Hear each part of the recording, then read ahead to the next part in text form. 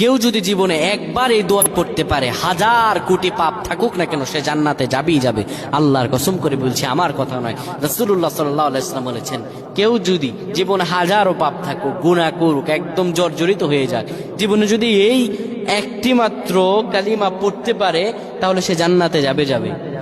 নবীজি বলেন, কোন ব্যক্তি যদি পড়ে লা ইলাহা ইল্লাল্লাহ দাখালাল জান্নাহ, লা ইলাহা ইল্লাল্লাহ দাখালাল জান্নাহ, কেউ যদি জীবনে একবার এই দোয়াটি পড়তে পারে, সে যতই পাপ করুক না কেন, শত পাপের মধ্য দিয়ে আল্লাহ রাব্বুল আলামিন তাকে জান্নাতে পৌঁছায় দিবে। আল্লাহ যেন আমাদের প্রত্যেকে কবুল করুন, আমরা পড়ছি আল্লাহুম্মা আমিন। কেউ যদি জীবনে একবার এই দোয়াটি পড়তে পারে, হাজার কোটি পাপ থাকুক না কেন সে জান্নাতে যাবেই যাবে। আল্লাহর কসম করে বলছি, আমার কথা নয়।